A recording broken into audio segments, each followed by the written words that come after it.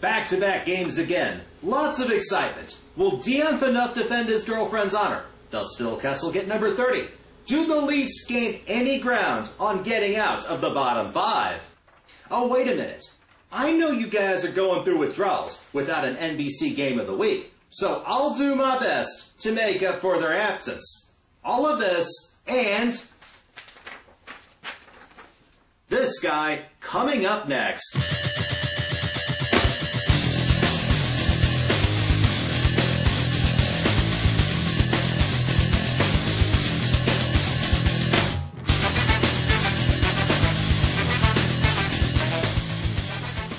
It's the Shootout on www.ourleafs.com. I'm Leafs fan Big D.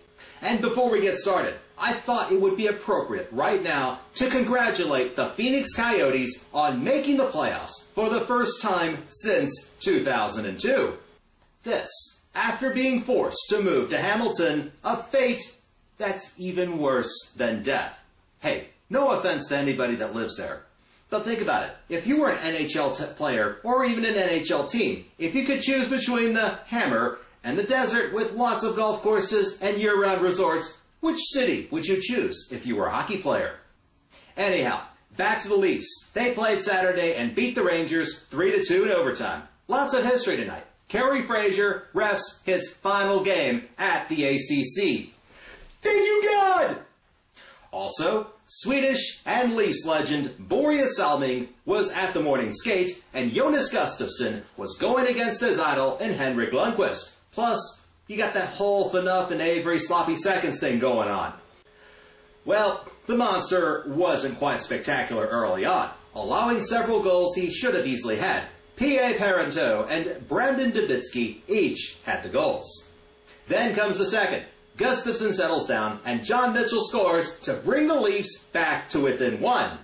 Of course, we can't talk about the Rangers without mentioning Sean Avery. Well, he's doing his usual stuff. He gets bear-hugged and thrown to the ice by Phaneuf. Later, he's denied by a goal by the monster, and Phil Kessel is in the vicinity. He takes a dive, and Kessel gets called for interference. The dive was so fake. It looked like something you might see in the WWF. Well, shortly thereafter, Luke Shen somewhat proved to everybody why they called him the human eraser in juniors. He rams Avery into the boards, and there was a little knee-on-knee action. Avery leaves and doesn't come back.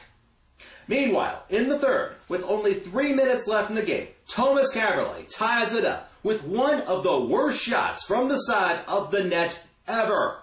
Either way, it's a goal. And you guys say he never shoots enough, if at all. We go to overtime. And should I even go further? Nikolai Kulemin, once again, is money. He scores the game winner 39 seconds into the extra frame. And the Leafs have now won 9 out of their last 12. Jonas Gustafsson made 36 saves and now has won his past 7 starts. Might just be our number 1 guy yet.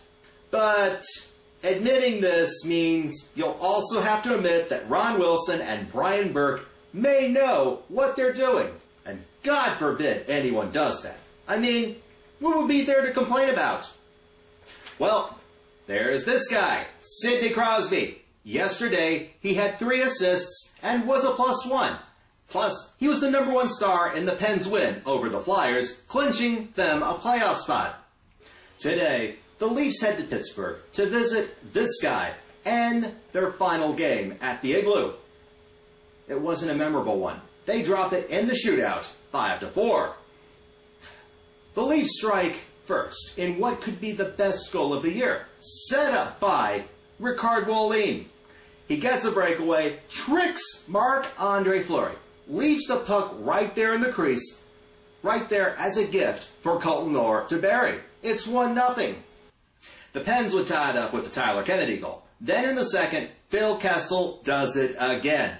This time, he gets a wrister past Marc-Andre Fleury for the 30th goal of the season.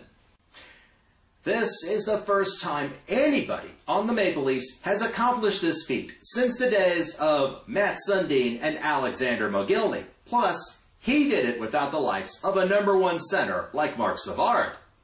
After Kessel gets his, this guy takes over. Crosby capitalizes on a couple mistakes made by the Leafs. He scores 2, passes Alexander Ovechkin for the goal lead with 47, and even worse than that, the Penguins are now up 3-2. Meanwhile, back in Leafs Nation, everybody's ready to trade Luke Schenn and ride off Tyler Bozak.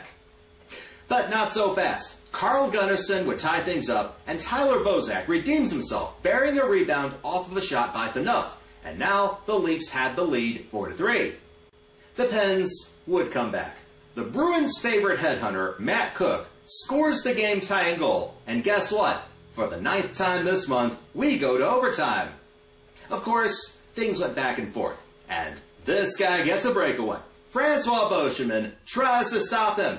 Crosby kicks the stick away from Beauchemin and draws the interference penalty with just a minute 37 left. At this point, Crosby does what he does best. But I don't want a power play. I want a penalty shot. Well, this guy didn't get it. Leafs go on the penalty kill. They kill off the penalty, and we're headed to a shootout. Letang gets stopped, but so does Kessel. Crosby breaks the hearts of many tonight in Leafs Nation. Especially when Kuhlman doesn't score, then when Pascal Dupuis scores, it's just a mere formality at that point. Meanwhile, NBC is kicking themselves for not picking this game up and making it their game of the week. You know how much they love Crosby, don't you? Now, the Leafs have 6 home games left in their final homestand of the year. This guy will not be a part of them. We start off Tuesday night against Atlanta. These are some must-win games coming up. Because you see, the Leafs are only 3 points away from getting out of the bottom 5. Will they do it? Stay tuned. But it's very likely the inevitable will happen tomorrow night. If the Bruins either win or lose in overtime to Buffalo, then the Leafs will be mathematically eliminated, ending, once and for all, the 2010 playoff march. And now, to come up with the question of the day. And I think I've got a good one. Which current Leafs player has impressed you the most this month? Submit your answers, comments, questions, responses, or anything else in the comment box below. You can add me as a friend on our Leafs. You can subscribe to my channel on YouTube or follow me on Twitter. I'm Leafs fan Big D, and I'll talk to you again after Tuesday night's game against Atlanta. And at that point, I might not have to buy a Keystone Light after all. Carpe diem, and go Leafs go.